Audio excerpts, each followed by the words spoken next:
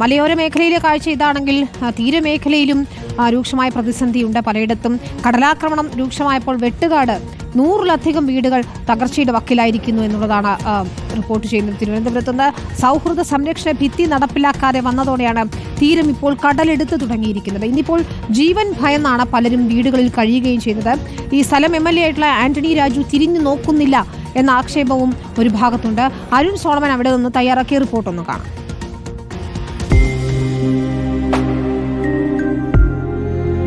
ജീവിക്കേണ്ട ഇവിടെ കിടന്ന് വേറെ ഒരിടത്തും ഒരു പിടി മണ്ണില്ല.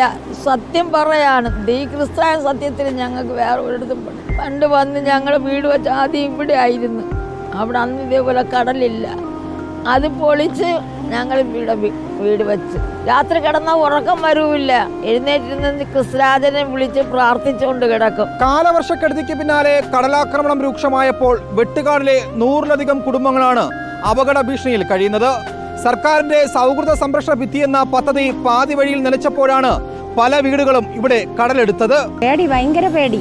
രാത്രി കിടക്കാൻ ഒക്കില്ല. ഇവിടെ മോളുടെ വീട്ടിൽ പോയി കിടക്കും, അല്ലെങ്കിൽ അടുത്ത വീട്ടിൽ ആരെങ്കിലും സന്ധ്യയാകുമ്പോൾ മാറുവിടുന്നു. പകലും ഇവിടെ എങ്ങനെ ഇരിക്കും. 2006 NK പ്രേമചന്ദ്രൻ ജലവിഭവ വകുപ്പ് മന്ത്രിയായിരിക്കുമ്പോൾ തീരദേശം സംരക്ഷിക്കാൻ 1000 കോടി രൂപയുടെ പദ്ധതി പ്രഖ്യാപിച്ചെങ്കിലും എല്ലാം വെറും കടലാസിലൊതുങ്ങി. സൗഹൃദ സംരക്ഷണ ഭിത്തി എന്ന് പറഞ്ഞ് ഇറിഗേഷൻ ഡിപ്പാർട്ട്മെന്റ് തുടങ്ങി. അത് 200 മീറ്റർ കൊണ്ടുവന്ന് നിർത്തി. തുടർന്ന് ചെയ്യാൻ ഇറിഗേഷൻ ഡിപ്പാർട്ട്മെന്റ് ഫണ്ടില്ല എന്ന് പറഞ്ഞ് നിർത്തിവെച്ചു. നിർമ്മാണം നടക്കാത്ത മുഴുവൻ പ്രദേശവും ശംഖു വരെയുള്ള പ്രദേശം കടലെടുത്തു.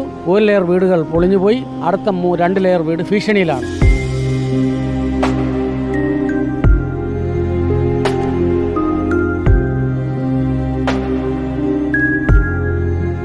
ഈ ഒറ്റ മുറിയും ഒരു അടുക്കളയിലുമാണ് നമ്മൾ താമസിക്കുന്നത്. ഇവിടെ ജയിച്ച MLA ആന്റണി രാജു തിരിഞ്ഞു പോലും നോക്കിയിട്ടില്ല. ഇത് പശുത്തൊഴുത്തെങ്കിലും കിട്ടിയെങ്കിൽ നമ്മൾ കയറി കിടന്നു പോനെ. പശുത്തൊഴുത്ത് കിട്ടിയെങ്കിൽ നമ്മൾ ഇതെല്ലാം കൂടെ ചേർന്ന് കിടന്നേനെ. മുഖ്യമന്ത്രിക്ക് 40 ലക്ഷം രൂപയുടെ പശുത്തൊഴുത്ത് ഉണ്ടെന്ന് പറഞ്ഞു കേട്ടിട്ടേ ഉള്ളൂ. അത് കിട്ടിയെങ്കിൽ ഞങ്ങളെല്ലാം വന്ന് അവിടെ കിടന്നേനെ. കടലെടുത്തപ്പോൾ ഒറ്റ മുറിയിൽ കഴിയുന്നവരും വെട്ടുകാട് ഭാഗത്ത് താമസിക്കുന്നവരുണ്ട്.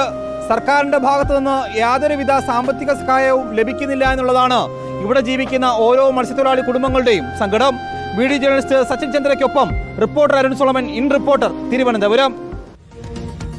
എന്നൊരവസ്ഥയാണ്. സമാധാനമായി ഒന്നുറങ്ങാൻ പോലും കഴിയാത്ത രീതിയിലാണ് അവിടെ തീരമേഖലയിലുള്ളവർ. എന്നാണ് അടിയന്തര ശ്രദ്ധ വേണ്ടുന്ന ഒരു വിഷയം തന്നെയാണ്. അവർക്ക് കൃത്യമായ സംരക്ഷണ ഭിത്തിയൊക്കെ ഉറപ്പാക്കിയ വീടുകൾ സംരക്ഷിക്കുക എന്നൊരു പ്രധാനപ്പെട്ട കാര്യമുണ്ട്.